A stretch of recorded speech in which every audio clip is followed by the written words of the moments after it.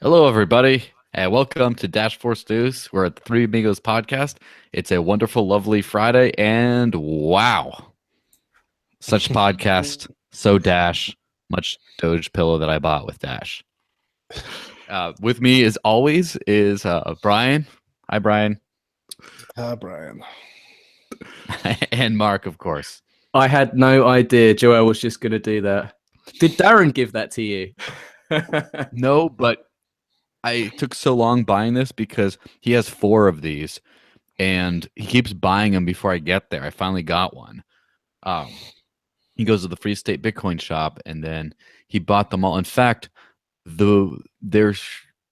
basically we've bought most of the Doge pillows in circulation because he bought so many of them that the store has to keep on ordering from new places, and they're slightly different pillows, and they keep on getting lower quality because basically the Dash team in New Hampshire is buying up the global supply of Doge pillows for whatever reason. This was not planned. This is what you call spontaneous order. Wow. So, okay, we've mentioned the store now. Wow. So what actual Dash merchandise do they have in the store? All kinds of things. They have I wish I could find where I put mine. The wood burned coasters. So it's like a coaster made of wood that's like laser etched with a Dash logo on them. Those are pretty cheap. I like those. Plenty of hardware wallets, plenty of shirts like HODL with the Dash thing. Of course, we see a few different permutations of those. And then I believe they have like coffee that they'll make for you that's Dash only. Like it's a crypto only place. But I think the Dash only option was coffee because, the whole Bitcoin shouldn't be used for a cup of coffee. It should. That whole argument, the whole thing is with Dash, you can buy a cup of coffee. And plenty of books, plenty of bumper stickers. Interestingly enough, they have gift cards to the local supermarket. So that if you want to buy your groceries and just live all off of Dash, it's pretty easy. So it's a pretty cool thing. How much are the cards? They give you a discount, or is it just a regular price? It's just straight up regular. So That's if you're a cool service, though, yeah. Well, yeah, Joel, it works great. I mean, yes. you could actually live off Dash. Did you know that? Which actually, I had no we've got a lot to talk about in this podcast, but that's perfect timing. Yes. Well, for the last thing though, okay, a friend knitted me a hat. Cool. Oh wow, A little thing to keep me all warm in the winter. So yeah, I could do it. To be. It's freezing over here right now. Yeah, especially up there. Yeah, I need some more hair. I need some of that coin gun throw hair. That's what I need. Yeah, he didn't save me any. Service in the U.S. called Locks of Love, where you have long hair and you just cut it off. You donate it to people with cancer, ailments, or male pattern baldness, and then I think that he would have. Or you can donate to the Lex Luthor of crypto. That either way. Right? Okay, let's not get off track. So Joel, if you've been living under a rock, last week, which I have been living on top of a rock, but the Texas Bitcoin conference took part. And as we're talking about living off Dash, Joel gave a fantastic speech regarding that, talking about his experience. And I think it was a fantastic talk. People obviously really resonated with it. The community loved it. I can see comments in the live Q&A now. One from Stephen Hill. Hello. Nice to see you. Says, hi, Joel, well done in Texas. I think I see a Korean person saying something in Korean, and I can't read any Korean, but I'm sure it says something about I liked your talk at the Texas Bitcoin conference. Can anyone confirm that? So, Joel, tell us about the Texas Bitcoin conference. How did it go in the booths? We saw from your article on dashforcenews.com, go read it if you haven't yet, that you gave out lots of Dash, right? Tell us about your experience. How did you find it? Who did you talk to? Who did you meet? How did it go? Of course. So it was a great conference, and I need to do more of these, right? The rundown I was able to do, I had a speaking slot, and I was on the media panel, and I was on the Free Talk Live radio show. I was on the crypto show, and Block Freight, which is a company I just learned about, right? That does supposedly the blockchain of shipping, just did their first first show, some 40-minute talk show, and I got to be on their inaugural episodes. That's 5 appearances, and of course I helped run the booth, and I gave Dash away to 19 people and set them up with first Dash wallets and did selfies. And I did that like brief live stream from Discord, although there were some technical issues, but that seemed to be fun. Unfortunately, that was during the exact window right after Amanda decided to go home for a nap. So we sort of missed that part. But anyway, it was great. It was a great conference. The Dash team was really good, of course. Of course, Pete and Amanda are great. Then we had Brian or Philadelphia, who showed up and worked What was the hard, sentiment? represented very well. Well, what was your general feel just from talking to average people going past? Did they have a good understanding about Dash, or were they just a bit unsure? Yeah, most people, I would say the majority of the people were pretty familiar with Dash. And they heard about it, they understood like privacy and instant transactions and something about the governance. Most people were pretty yes. Brian got a package. Wow. Oh, no, Is that your it's big just the car? Doge going, wow. Wow, such conference, much Texas. So Bitcoin. No, but it was most people knew about Dash, and most people had a generally positive attitude about it. But when you start going into it, there was a few key things that people kind of blew their mind. First off, most importantly, you get them to use it. Set them up with a wallet. You're like, well, how do I do this? You say, go in your app store, go in your Play Store, look for Dash Wallet. The first thing comes up, that's what you install. And then, all right, how do you receive funds? You have it. There you go. And it's like, wow, like in the crypto space, I mean, try doing that with Bitcoin. Bitcoin wallet, there's like a million, right? There's no like Bitcoin wallet, like the one. And then you get Bitcoin, it's like, okay, I lost $3 in the transaction. It's going to be there in like another week and a half or something. Because I'm being hyperbolic for dramatic effect. Or, something like Litecoin that probably does go through fairly quickly. I've looked for Litecoin wallet before, and I don't see any like one easy answer kind of thing. It's just so easy. Just, oh, here you go. You got it. And then the second thing is that surprised people is that I'm living off of it. And people thought, I'm sure that you live off of Bitcoin, but you just live all off of not Bitcoin.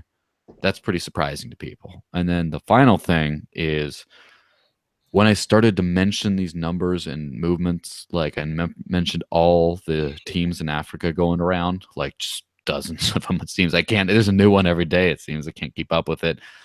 The biggest one, of course, was I said, here at the Texas Bitcoin Conference, I think we sold out at about 400 tickets.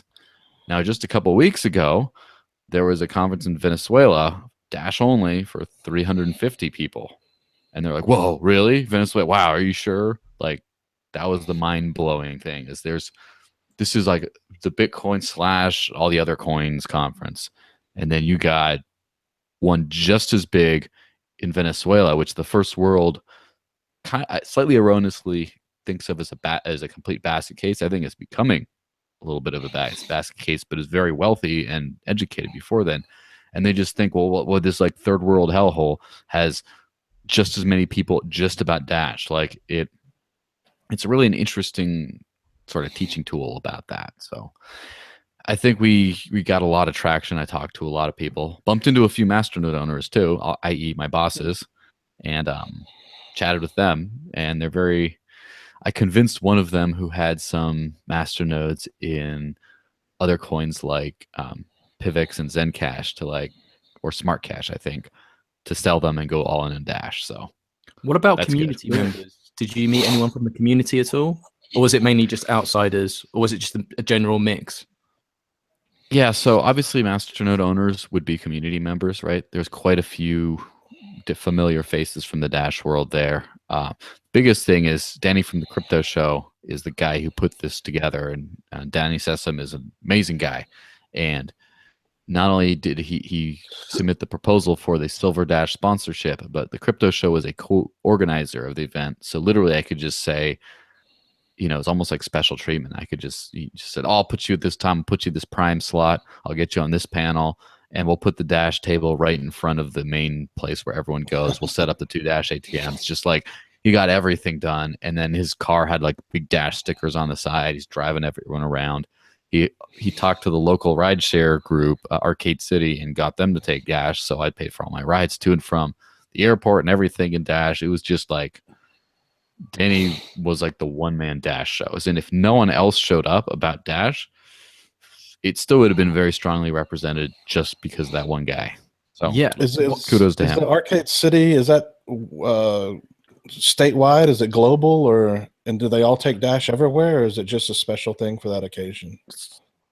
Or is it up to the individual driver?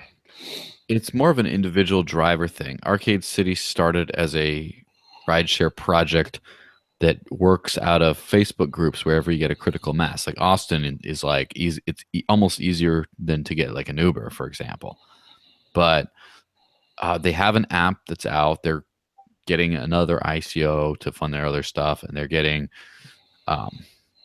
incentivizations for signups and things like that. They're starting to really get into higher gear. They've had some hiccups in the past that have been pretty well documented. If you look up Arcade City on Cointelegraph, for example, there's a guys written about a lot about them. But yeah, I mean, I talked to the CEO, and I hooked up his wife with a free Dash, $10 in Dash and Dash wallet, so her selfie's in there somewhere.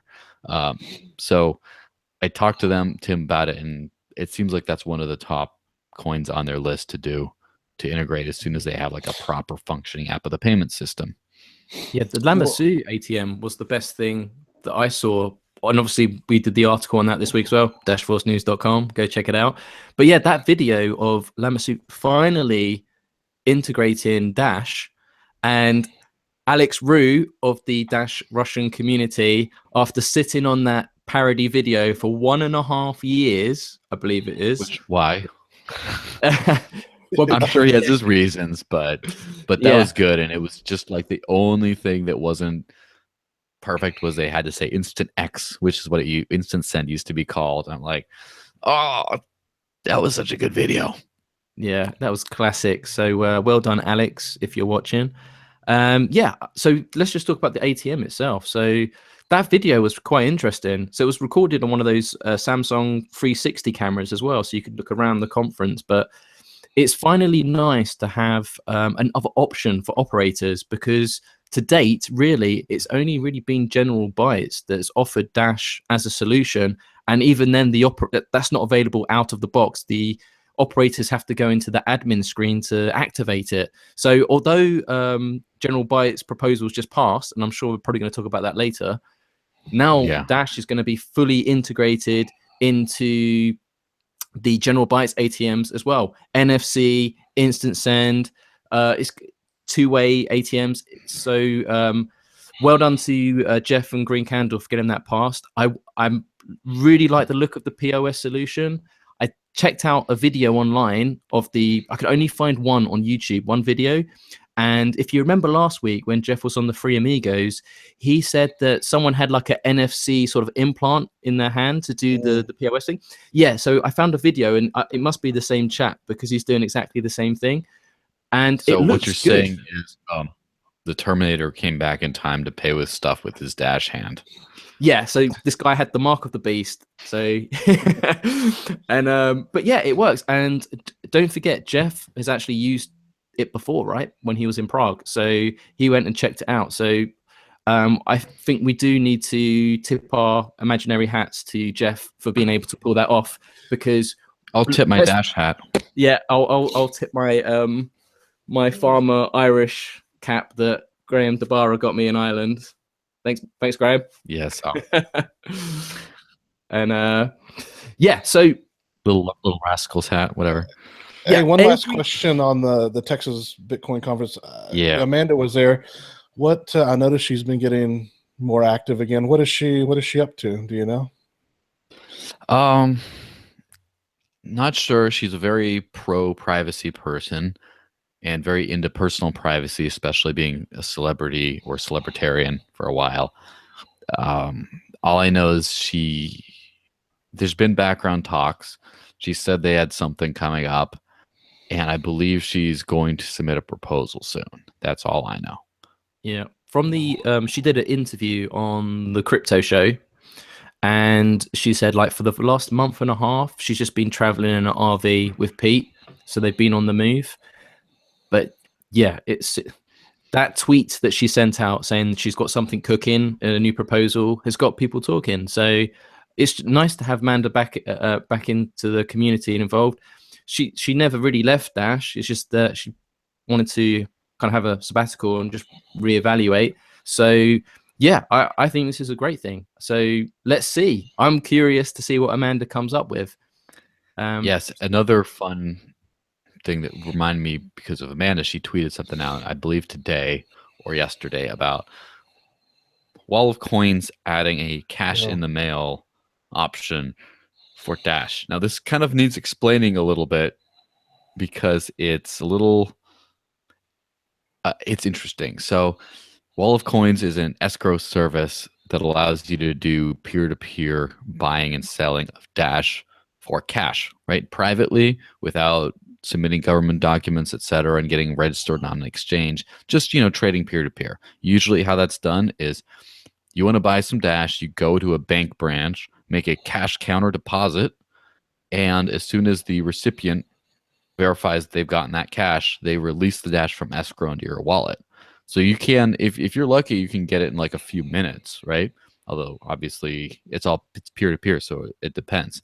So cash in the mail is instead of the seller of Dash receiving into a bank account. What if they don't have a bank account? Like I don't, Amanda doesn't. What if we don't? And literally it's just sending basically like an envelope of cash through the mail. And then which is pretty sketchy if you ask me. I mean, would you do it? But seriously, would you do it? Would you put 500 quid in an envelope and post it? Possibly. I'll have to. I would. Sorry, $500 just to be. I would probably do 10% of that to try it out, see if it worked. Keep doing that back and forth. But it depends on how secure it is. I've heard. We'll see. I'll have to try it out. Supposedly, it's secure enough. But if so, then it means you can trade cash for Dash instantly, like fairly quickly, without having to be in the same physical location. That's pretty huge. As long as you get over the sketchiness of this, that's pretty big. Now, people used to do it on local Bitcoins all the time. I don't know if they still do. I guess you could technically insure it, but I don't believe you're supposed to be sending cash. I don't think they would. You would probably have to list it as something else, so the post office doesn't want you to send cash. You have to get like signed delivery or something, some kind of insurance. Because I actually feel uneasy putting money in birthday cards and posting to people, but that's just because I'm stingy. No, I'm joking. But no, like typically you'd put like a check in to be like extra safe. But I mean, who uses a checkbook these days? We've got digital cash. We've got digital wallets. That's what it's here for, right? It's the future. It's the money revolution. Digital hands. You just go like, you will let me pay for that bagel. Anyway, just how easy it works. But it could be, I don't know. I'm not exactly sure what security measures there are. I'm not sure if some people use other services like FedEx or DHL to send the envelope that's more secure than the government-run postal service. I don't know how that works, but for some people, it's very exciting. Yeah, I'm sure there's many drug dealers out there thinking, "Wow, this is a great way to launder money." Just when we're out there, when we're trying to improve the reputation of cryptocurrency as more than just a drug coin. Well, there you go. Just okay. You're gonna have to return your salary to the Dash Network for that comment. Well, look, we're real. This is real talk. If you can't handle the real, you need to get out the room, because this is how we do it on Dash Force. We just tell it like it is. So we got lots of charities popping up. Last weekend, I was in Bristol. People want free money, huh? Fancy that. I went to Circus City, and that actually reminds me. I was talking to someone about ATMs, and I was saying that I really like ATMs because it gives other people options that don't want to use exchanges. However, the one thing that I can't really advocate is that each of these operators can choose the percentage on top, and some of them are 10%, like, on top. Paying That's like low. Some are a lot more than that. Well, and I just think like 20%. And I was just saying, I personally wouldn't do that. And then some guy that I was talking to, very brave, said to me that I'd do that, and I'm prepared to eat the cost, because he purchases drugs off the dark web, but he doesn't buy Dash. He buys Bitcoin and does it that way because he says it's. He feels audience, Bitcoin is the drug money. Yeah, exactly. Maybe Monero so he is. would rather do but that. not Dash. But you have to remember, like, cannabis isn't legal in the UK, so it's a bit different over here. But so, like, literally, that he would rather take that route and eat the cost, paying over the top fees to get Bitcoin that isn't connected to his, bank account or trace, and literally purchase from that. So, yeah, that's the good thing about the free market is the free market not only lets everything be possible, but the market and prices, of course, are a very good source of information, statistics, right? So you got, for one thing, when you're buying cryptocurrency, no matter what the service, there is an upcharge of some kind. And that's not just a service fee. People would rather have cryptocurrency than fiat currency because it's, scarce and valuable, etc. The other thing is buying privately, like peer-to-peer, has another upcharge, like 5 or 6% or something on average. And that's because there's a premium on, for one thing, not having to go through a setup and then submitting documents and all that. Not only hassle, but also the privacy concern if people just don't want to be logging all their financial activity. So there's that ease of use, and then there's the privacy issue, and those together have like a total of like a 5 or 6% markup right now. Yeah, at least it could be even higher than that, and a lot of that's just because it's difficult to get it in general. There's going to be a markup. The easier it gets to get it, the less that markup's gonna. It's just free market. So, do any of you have any questions for me about Circus City over the weekend? There is an article coming out Monday with a video interview I do with Edward, who's the proposal owner. But how many people was there?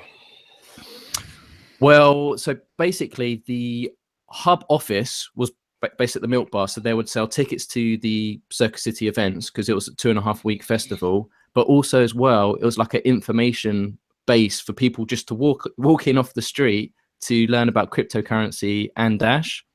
And I spent my 2 days there, so I went to see 3 events, Circus City related. But in my downtime, I was at the Milk Bar where people come in to learn about Dash. And it was really interesting to see. And like the majority of the people that came in, it was a nice, relaxed, chill out vibe, comfy chairs, tea, coffee, sit down and relax. 7 till 11 p.m. They would have the crypto bar open with a 10% discount with Dash. But the highlight for me was the Halloween events on the Saturday night. Got the face painted and everything. Otherwise, just normal would have been scary enough, apparently. But it was underground. So there's the main train station, and there was a thing underneath where they used to, with the old locomotion steam trains, they used to put all these ash in these pits down these holes. So it was underneath. But what the reason why I mention this is they had a bar there which was accepting Dash payments.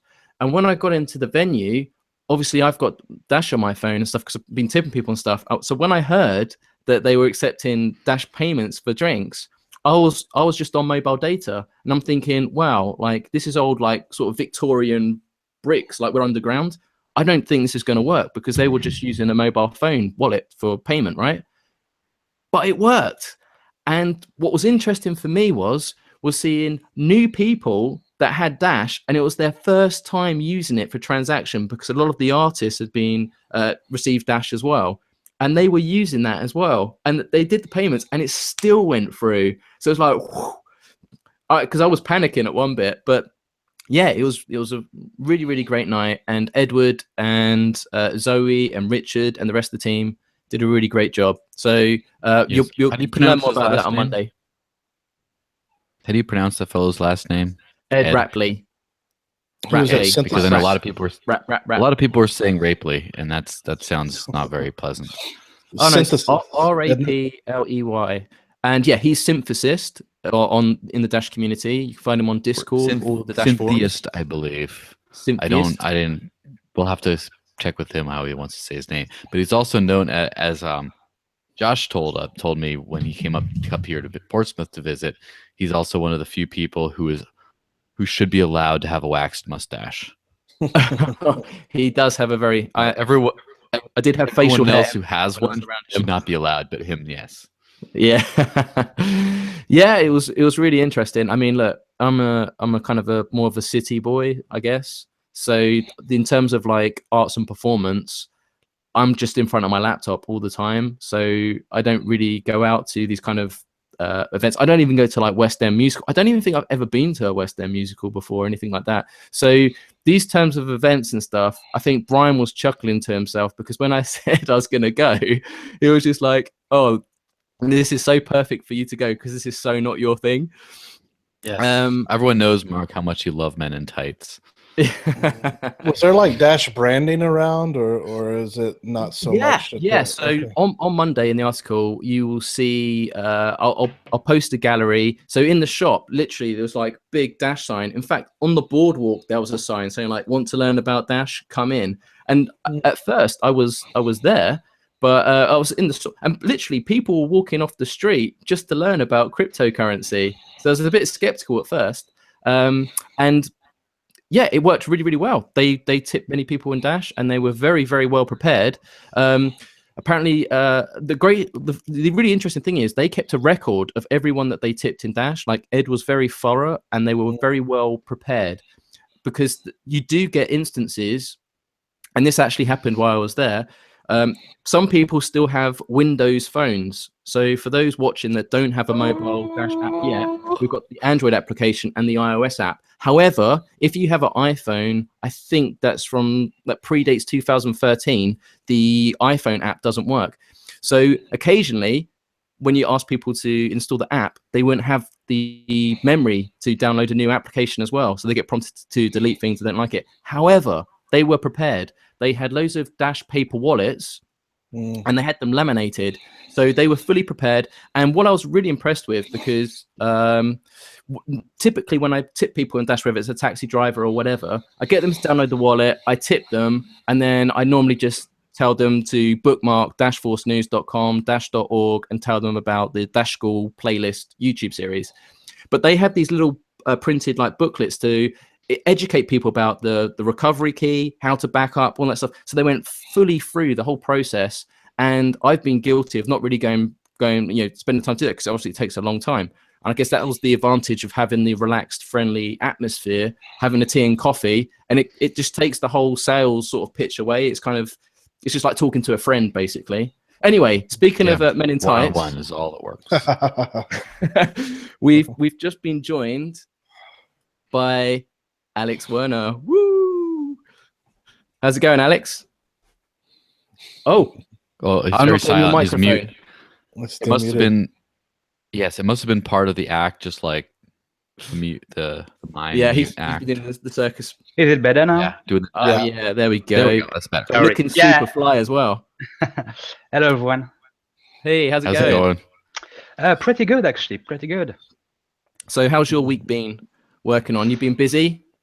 Yeah, as always. We got a lot of stuff going on right now, and we try to ship that as soon as possible. So obviously a lot of stuff going on, and I'm in the process of onboarding two awesome new devs in the DAPI team. So yeah, actually the problem with that is that they go way more fast than what I was intended to. So I have just right now I have 4 pull requests to review, and yeah, that's good, but a lot of work. Where are they going to be? What department are they in? In DAPI, that's for DAPI especially. Globally, we will have the SDK and the DAPI itself to manage. And so depending on the load, we will try to balance between these two. Excellent. Yeah. So I actually have a question just going straight in for let's work your brain to the max, right? I'm sorry, no chill here. Over the last weekend when I was at the Texas Bitcoin conference, I had the very distinct pleasure of having quite a long chat with Paul Puey, the CEO of Airbits, or now Edge, as they're rebranding to. And he was very interested in the concept of evolution, but didn't think it was possible, right? Yeah. And this is why he didn't think it's possible. And if Paul ever listens to this, sorry for making you sound stupid because I'm not as smart as you. But what it sounded like is he said login, like username, password type info that gets encrypted. If it's sent to a centralized server, a single server, it can be secure. That information can be secure. However, to put it out in a distributed fashion all over the blockchain or however it ends up being is inherently insecure and able to be hacked, or much more able to be hacked. This is way beyond my understanding abilities. Can you help me out here? Yeah, actually, we have. I actually read some paper on Medium from some people that I respect from the Bitcoin community that address some problems that we are in the process of solving, and they directly state, "Okay, we cannot scale because this is just not possible." What I found is that most of the part, this reflection doesn't take into account the masternode and the quorums. Let's say when you use Facebook, you will log in from your computer and you will send the data to a central server at Facebook, right? Yes. So it goes from your computer to Facebook. In order to make identification, an authentication, we don't do that exactly like that. The challenge is to prove that you are indeed the person you claim to be. This can be indeed be done by you give back your ID they got encrypted during the way, and you check that the hash in the end is matched with the one that you have in your database. If yes, congrats, you have your cookie and you are being authenticated. In our case, we will send a challenge that can be resolved only by the person that has indeed the good login, and we send that to the user, and the user will return only the answer to that challenge. So this is not the same way as what we have the habit to use. So yeah, and we have other stuff, but at no point there is no you will not have your credential being sent to any server or any masternode. You will only have a public key probably, but that's it. Interesting. Yeah, that's also discusses why other privacy coins have had so much trouble with mobile devices is because a light wallet, right, would have to then communicate with a node, a server, and then that would be a point of de-anonymization. And so that's why, to my knowledge, unless someone's fixed something I'm not aware of, coins like Zcash and Monero, for example, and right now Dash as well, need a full node wallet in order to use the privacy settings. And so it sounds like what you're telling me is the implications of Dash having a masternode system would allow privacy to work on mobile devices. And correct me if I'm wrong, but would this make there a possibility that Dash is the first coin to be the first to have anonymous transactions on it, mobile devices? Today it's not done, and it's not that easy to have a private send in a mobile device, because private send goes with a lot of other stuff you need to run with, such as the masternode list, for instance. Implementing masternode inside a mobile device, which is being able to run them, is not as trivial as just being a simple SPV wallet listening for transaction or blocks. So this is what makes it not easy to do that. About why some privacy kind are not that much usable. It's more because there is a big CPU time to spend in order to process some stuff, and this is what caused their problem. In our case, it's a little different because we don't run a fully anonymous blockchain. So in some point it can be simpler, but that doesn't mean that it's trivial to set up a private send. Instance send, in other hand, is very trivial to set up. You just need to, broadcast a message and What listen about to that message. what about Moore's law, computer law, doubling the processor speed? So in like 5 years' time, our mobile phones Probably. forget the new hardware requirements, specifications for masternodes. 5 years' time, folks, masternodes on your phone. You heard it here first. Okay, maybe. Well, I don't think so, and I don't want us to be on that because it's the same problem as the need to run a Bitcoin node on every Raspberry Pi in the planet, and this is what slows down the Bitcoin team. So I will never say that we will one day have a masternode on your mobile phone. Probably it's possible in theory, given the Moore's law. Still, the process of developing, what we do at Dash is that in the core team is that we try to say, okay, there is that theory that has been proved until today, but it's still a theory of Moore's law. What we will do is that, okay, given today's specification, how can we do that? If, in addition to what we plan, there is the Moore's law, then it's good for us. It's even better. But we don't plan to just say, okay, that's good. We just wait for Moore's law to happen, and that's it. No, we do things given what we know today. Moore's law is only the bonus on top of that. Hasn't Moore's law hit a brick wall? No pun intended. Hasn't it like leveled off or something? I thought I read that. Not that I'm aware of. I'm reading that till I think 50 nanometers, and then we go for 20, and then we go for 15 now. So at some point I read that, yeah, but we cannot go much deeper because the size of an electron is or a new wall and stuff like that. Honestly, I don't have the knowledge to say. I feel like you that there is that wall, but somehow we still found some pretty way to overcome that. Like we have the new CPU that break everything now.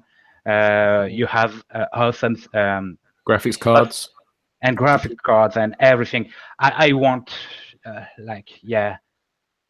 not that long ago we were with our 200 megabyte drives, and it was freaking awesome.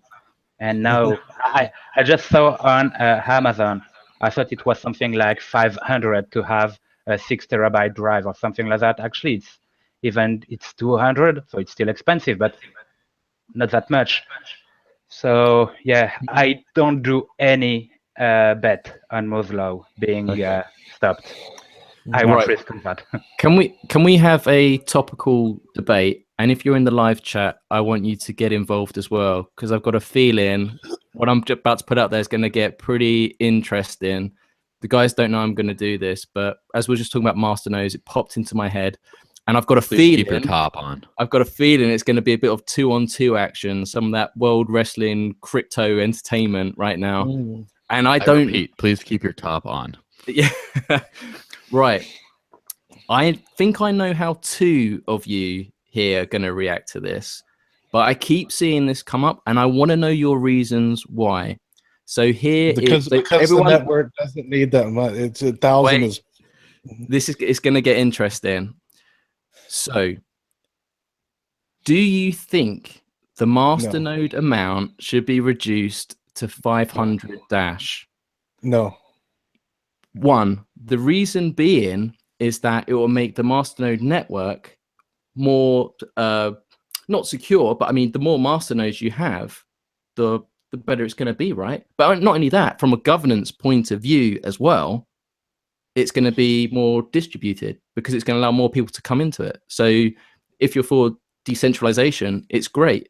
So let's start this conversation. I want to hear everyone's ideas. Like, yes, or you for or against? I have a problem just with what you just said. Okay, so today it's 1,000. If it's for 500, it's being more distributed, but I don't understand how. Like, let's say you have one masternode. If we have the number of collateral needed, you will then have two masternodes. Yeah. How is it more distributed? Because the barrier to entry is easier for other people to come in to be a masternode owner. very shared masternode. Sorry. None of them right now. None of the masternode share I guess they wouldn't services be able right to now vote. Oh well, yeah. The have problem voting is, services. I don't get me wrong. No one wants the masternode share service in Dash Evolution more than me, because especially when you're talking to newcomers. But I love talking to people about Dash and the governance solution. We're the first self-funding, self-governing protocol. Look at our decentralized governance system. And they're like, well, that's amazing. Like, how can I get involved in this? How can I vote? Well, you need $285,000 for a masternode. And then you just see their face drop, just like So what? Yeah, You just want tell them to get a newcomers tell to them to get a take job. isn't a little complicated to have newcomers making decision right at the beginning on the budget system, given the problematics we already have with people well educated about that? Yeah. Joel wrote an article Yes. about that a while back. It was really that made a lot of sense. That when we first start off, it's better to have the people who are really invested making the decisions, and then later on, when everything's in place, then yes, the whole community with the masternode shares can give their opinion once we get everything like locked down and running smoothly. Yeah. Yeah, so So- here's my my view on the evolution of masternodes in terms of the distribution, right? So in the beginning, you get a bunch of like the hardcore believers when it's just like this is the coin that could drop to zero over a year. You don't know, you could waste it all. But if you just believe in it, you're in. Or just some random speculator saying, about $5,000-$7,000, I'm going to throw it in there. See what happens, right? You get a lot of those people who get in. Then the price goes up to around where it is now, like $280,000, $270,000 for a single node. Now those same people who had the vision and the faith in Dash since the beginning have a lot of power that they wouldn't have had normally because of their funds. And then also you have a bunch of weirdos and then maybe Fluffy Pony or some other developers and other coins who might have a couple nodes lying around just from that. You know, we got the good and the bad.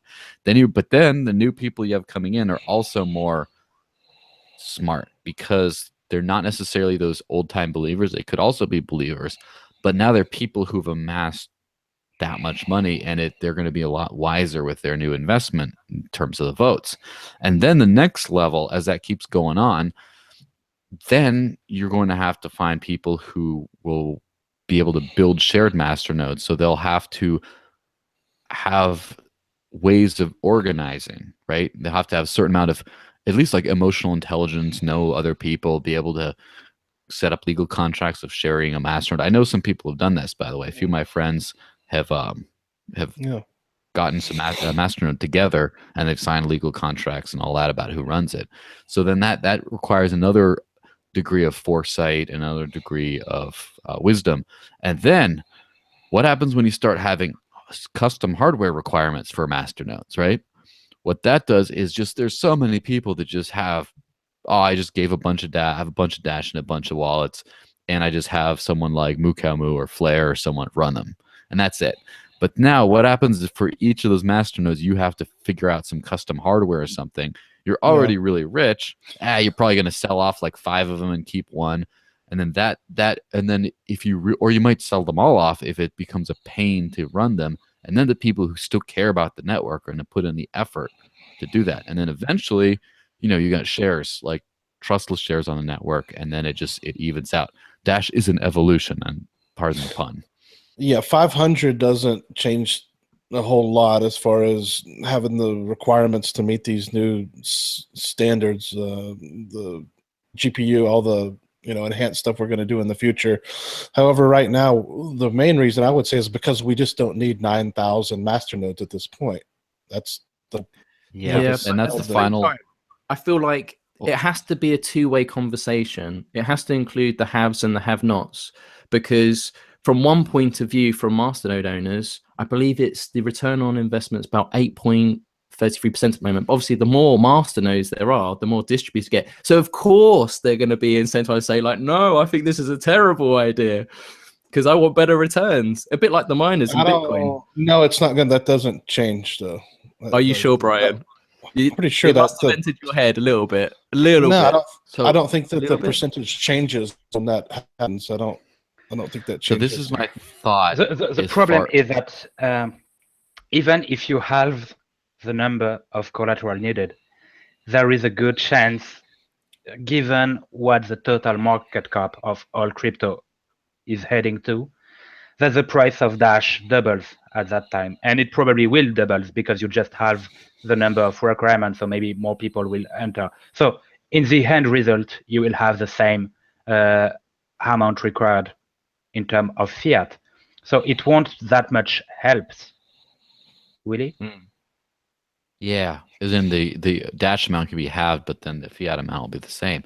That's the Right. thing that really sticks out for this is one thing that always impressed me about the way Evan Duffield has figured this whole thing out is the economics of it, how he understands human behavior, and human behavior is a massive part of any distributed network that people just don't get. Oh, it's all about the code. No, it's how about people interact with the code.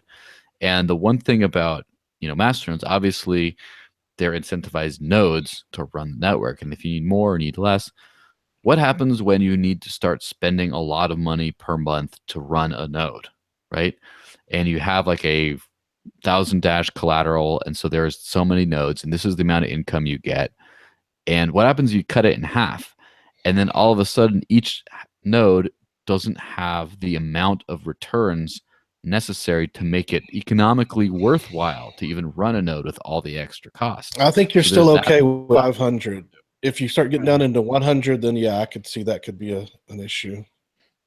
Yeah. The cost, even with evolution, even with some future thought that we have, it won't be that costly, really. And especially with the return that you have. Yeah, it won't be 10 euro per month, but it will be what, 40 at max? It won't be that much. Yeah. So what about the cost to buy/build all this custom hardware for a masternode and then run it every month? I mean, the startup cost has got to be at least a few €100 each, right? And if not, and then per month it could be like 100. No, I don't know. think so. Even with the why? processor, I don't understand why. Maybe. At the Well, it first depends level. on which level. So what if we're running over 5,000 transactions per second, or yeah, what was that? Was that the eventual goal? What do we have? 400 plus megabyte blocks, and they're all full. What level of hardware and what level of bandwidth will be needed for that? I don't know. I don't know the answer to that question. I think this is what the Dash Labs and the roadmaps set out to achieve and research, because it's the ultimate question, isn't it? And I think every masternode owner's he's asking there right now. We just have to wait for him to come back to the present year in his DeLorean with his spinning rims. And it kind of comes back to Moore's law again, because in that roadmap, Evan mentions Xeon processors. For those that get VPSs and stuff, know the kind of costs involved with that as well. But this is why I think that there is this big gray area and question mark at the moment, because people don't know what to expect, because it's still a bit blasé. Like, we're not sure. There's no right or wrong answer at the moment. So, because I think, who said it earlier? Like, I think it might have been Brian. Like, there's no direct need for it yet. But the reason why I bring up masternodes is in 2 weeks' time, our fees are going to go down by 10, but also instant send transaction fees as well. And I would love to really push that message out into the crypto sphere and beyond it, to say, look, now even instant send transactions are super, super, super cheap compared to everything else. People are going to look into that, understand that the instant send transactions work over masternodes, and obviously that brings a lot more questioning along with it. So it's just one big, massive conversation, but I feel we're so far off, even with the masternode shares voting as well. It's just, it's still too premature to think about this stuff, because it's too far away. Evan said he was going to put something together, but I'm sure he's really busy. But yeah, nobody's wants that more than me. The masternode shares, not just the voting, but the interest-bearing accounts. I think that's just such a huge feature. But it is a while off. Yeah, it is a way. Yeah, wasn't it like 2019 or something? Like, it's a few years away. Yeah. No, Alex, because you know more about the technical aspects than anyone here. We're all like practical Luddites, not very good at technology. But Evan mentioned something in my last video interview with him where he said that he could really easily and quickly write up some specifications for masternode share providers to be able to allow their shareholders to vote. He just made it sound like it was super easy and he was going to do that. He specifically said if they wanted it, he would. Yeah. Well, Yeah. he could help He us just make said it work. write And then down the everyone said comments they to this wanted it. video. Everybody wants just write that. down the comments. Everyone wants it, and then Evan's off picking flowers or whatever he's doing right now. Evan's very busy, I'm sure. But didn't he make a comment though as well, saying that would be down to the service providers, meaning Flare, Mukalmu, and Splarwick 21, like saying that's down to them. But he would write up some quick specifications on how they could do that. I mean, haven't yet to see those just specifications though. Take an example. Okay, so in the end, you have your masternode that you run as a service provider, and you sell some shares. Okay, at each shares, let's say for having easier calculation, that it's 100 dash per share. So for each masternode, you have 10 shares. Good. In the end, one masternode is one vote. Let's say that each of these shares have a voting power, right? And you take the supramajority that you store somewhere in an internal database that is being run by the service provider. And at the end of the month, when you have debating whatever you have done, or just telling, okay, I'm abstaining on that, I'm voting yes, no, etc., you take the majority, the supramajoritarian internal vote, and you broadcast it to the network. And that's it. There is no need to complexify something in addition to the protocol. We can do that if we, in the end, handle this part as a protocol level. But in the service level, it can be done already today. It's just some development, or maybe there is something I don't see that is more complicated. Yes. But so how about this? I think how difficult? This is where I get, I showcase my complete ignorance in the subject, is how difficult. I understand that at some point it may be possible to hold masternode collateral in a multi-signature wallet, although that might not be perhaps this year, depends on how things happen. But would it be possible to, just how a multi-signature wallet requires multiple signatures to move an amount, would it be possible, let's say within the next year, to implement a system where you could do a multi-signature vote? Chuck Williams would be, he's working on the Copay wallet, right? He's leading that. So, but voting wise, I'm not sure he would know. The problem, that's a big question. The problem is the number of people that share that multisig. If it's at max 10 people, probably I will need to think more on that in order to have a real answer. But it would be probably possible. If we are talking about shares of 1 dash and you have 1,000 people, the size of the signature will be that big, and the time to handle it will be that consuming that sadly it won't be. For 10 people, 4, 5, maybe. Yeah, I think if there's also a tie between the people, then whoever is running the service, whether it's Splarwick or Mukal, they would be the one who breaks the tie, kind of like in the Senate or whatever. And that if people don't like how Mukal's voting, then they can go to Splarwick, or if they don't like how they can go to somebody else, or they can create their own service to, Yes, and to be honest, I wasn't even thinking about present share providers like them. I was also thinking about, for example, I have a few friends that there's like 3 or 4 of them that have a masternode together. And what they do is every voting cycle, they get together, and then they get together on discuss the votes, discuss what they want to vote on. They kind of come to a consensus, and then one of them, whoever runs the masternode, they trust that person to then vote according to the group's will, right? And that's a great little system, except it is very trusted. So if there was an easy way of making it so, for one thing, the masternode collateral will be held into a multi-signature wallet, removing a little bit of the trust in there. Then, well, two is, I see the face you're making, Alex. Obviously not removing all the trust. I love the idea, though, Joel. You just made me think of Graham DeBara when he said about having community-owned masternodes so they can all come together and vote in terms of parliament, all sorts of things. Exactly. So I can see where you're going for it. Like, the vision of it is great. The practicality of it, Alex's face tells you everything.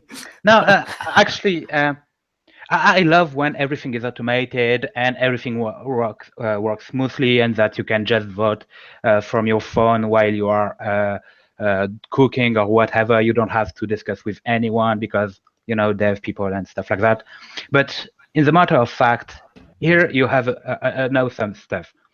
Let's say I have a proposal that states that, yeah, do we have to paint every wall in pink? I don't know. Or at the color of Dash, you go, whatever.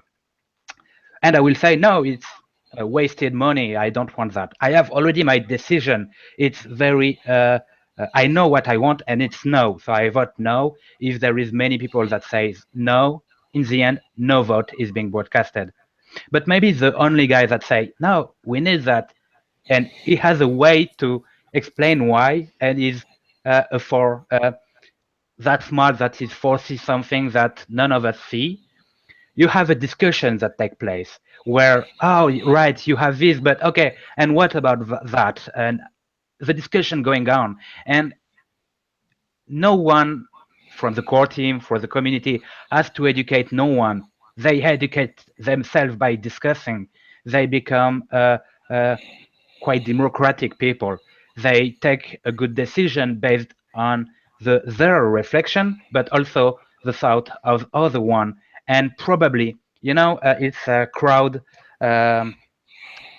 thinking. In the end, you can take you take in a room, you take the best expert in guessing the temperature of the room. If you take 1,000 people that doesn't know how to guess the temperature of the room, because of the Gauss distribution, they will have the answer, the perfect number of the temperature of the room, and the expert will be just clueless.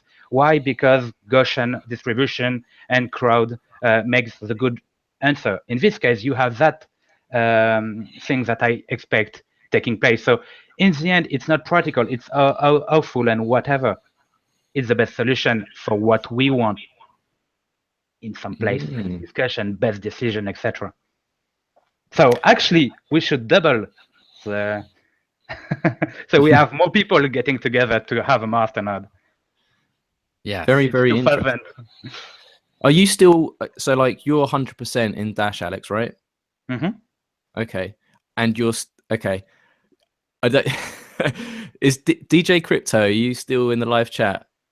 Nate, I was talking to Alex about getting a Dash tattoo a while ago now, and we came to the 15 Dash mark.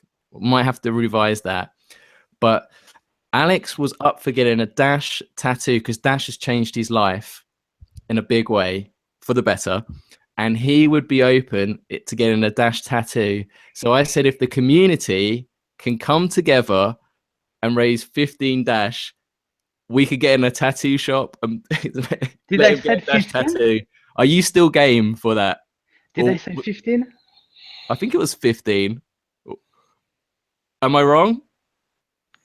No, actually, I won't take any kind of game before any rebranding. After that, I will. But no, because then you can get an extra one. You can get the Dark Send, 11. It's like the journey, mate. So you'll be incentivized to work well on Dash Revolution. It's as much crazy if in a cold thinking, it's as much crazy as typically what you don't want to do, and you don't have to do that. But in the same way, that's part of my life, and indeed, whatever happened tomorrow, that's part of the journey, like you said. So yeah, after the location is to be debated and the size is to be debated, obviously. Well, hang on. So are we talking like upper arm, or where would you get the tattoo? Come on, it's got to be visible, right? Neck, right down his neck. I can, yeah, but have the hair, so I would be able to. I shave myself, I cut up that, and then let the hair grow on that. Yes. Well, that's what you need to do. What about Dash on my knuckles? No. No, I like that. No, yeah. be fair, Get a Dash cheer. Get your Dash cheer. Cash. little drops. Or You it's get like it love on the hate, backside. be it dash. Yes, No, you it's get to it on be the back discussed. side. On one cheek, it's mother, and the other one, it's dash.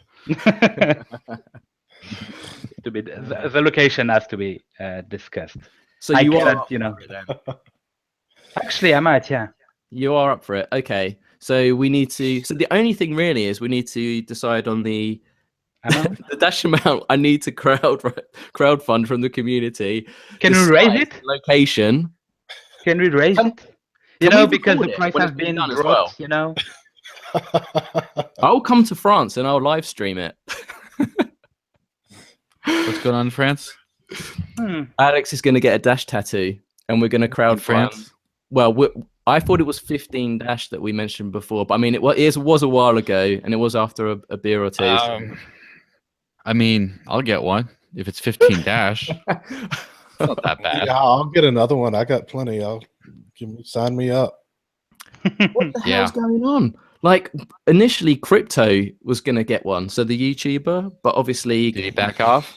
well, he got cold feet. I think it was the girlfriend when he got back home, but he was Oh. really up for it. I mean, like Charlie Shrem style cold feet. No, never. Did he scam the network? Did he Never scam the that bad. network, Mark? That's the biggest insult you could give right now.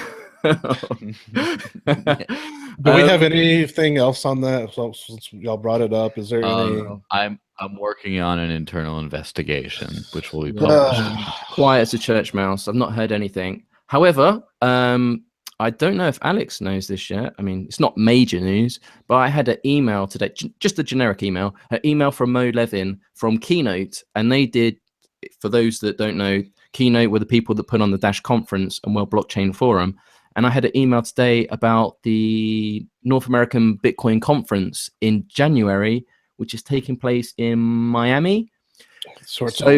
That's a big conference, people, to be aware of. So those of you thinking back to the beginning of the year that remember Ryan Taylor's amazing presentation about Dash Evolution, got everyone super pumped and excited. That was at that event at the beginning in January of this year. So that's something you want to pull into your calendars. So that I only got that email today, and I believe the website is up. It might be something like BTC Miami or something like that. Might have to double check now. But you do not want to miss that event if you are about, because I'm sure that probably the core team will be putting in a proposal for that anytime now, because that's the money maker. So I want to go. I want to go. I want to. Maybe we can get Alex to get a tattoo at the event in Miami. Wow, come on. That's got to happen. Yeah, no. If we have to do that, it won't be during a conference. Remember that we have to.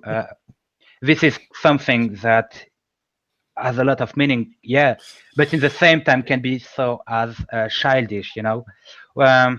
It might be better to let them at least think that the developers behind Dash are more smarter than that. So at the conference itself. I don't know. It's a community thing. It's fun. I mean, like earlier on, Joel had the cushion of the Doge dog meat. I mean, like it's a fun. It's, you want my Doge thing. pillow? Yeah, man. Doge pillow. Yeah, Darren Tapp has at least 4 of these. Yeah, esteemed Dr. Tapp. So actually, someone in the live Q&A has said "tat for charity." Pressure's on now, Alex. If you say no to that, you're a horrible human being. Yeah, you hate the children. Why do you hate the children? Why would you do that, Alex? Well, never mind. Hating the children might be fashionable in today's world with all the horrible disclosures coming out.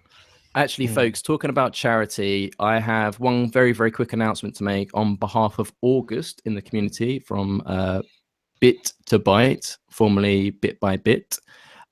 Tomorrow night, Bit to Byte. So Bit to Byte now. So on August will be hosting a esports event tomorrow on Twitch at 11 p.m. CST at Central Standard Time, which will be sponsored and hosted by the biggest player in mobile esports history. And that's to do with Clash of Clans. So he's going to be having a Dash donation address on there. And I hope he's going to talk a bit about Dash as well. If that floats your boat and you're interested in that and you're going to be about tomorrow, join us in the after party, and August will be there and he can tell you more about it. This is a great opportunity because thousands of people tune into this particular charity called Extra Life. So kudos to August for doing this. So yeah, if you are interested in that and you're into Clash of Clans, which I know there's a lot of people out there, so yeah, get involved. Yeah, let me throw one thing out there too. Dash Dude is trying to raise some money for the it's an African soccer team. I think it's called the Leopards, if that's right. Dashing Dude. Yeah, the Dashing Dash Dude. Leopards. And Yeah, so yeah, throw him some love too. throw him some you know, D's. and if you've got lots of D's and you want to see Alex get a tattoo, get in touch. Yeah, I mean, I just Or if go there's on, any budding whatever. artists out there that can come up with something really creative, maybe we can have like a Stella Bell type like conversation, like an art piece. We can auction off parts of Alex's body for maybe we can get like a Stay Dashy like on his back or something with my face on it, so like he can never forget me. Like Steve. Yes, I claim the left nipple. Okay, I understand. You don't want me to ever get sex again. No, only with the lights off. You know, it's usually better. That's the next fundraiser. That might be more than 15 dash. in Amsterdam. Yes. Oh dear. It's got to that time, folks. So I think we might have gone over now. So I think it's probably time to wrap up. So has anyone else got any final words or announcements before we wrap up episode 24 of the Free Amigos? Oh well, Yes, go ahead.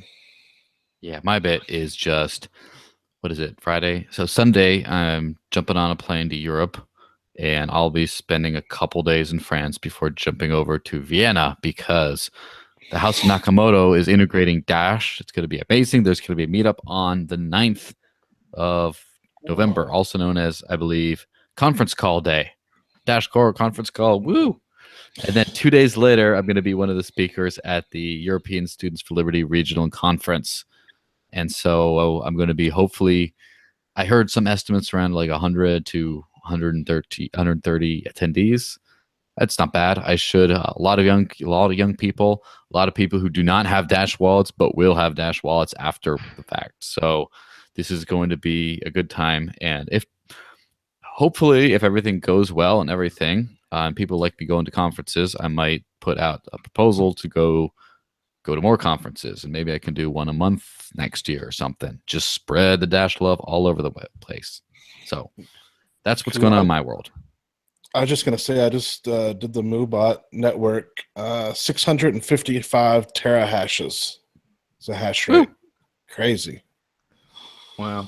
I've not looked into mining for a little while, so I bet. The Genesis. Might have to pay for next week. Yeah. But yeah, excellent. Well, that's it for another episode of the Free Amigos. I'd like to thank Alex Werner of Dash Core for joining us today. We hope to have you again in the future. Thank you. Well done to Joel for last week and his amazing performance at the Texas Bitcoin Conference. Well done for Brian for being Brian. And yeah, keep it locked to dashforcenews.com, the #1 source for Dash News. And we'll see you next week. Say bye, everyone. See ya. Bye, everyone. Bye. Bye.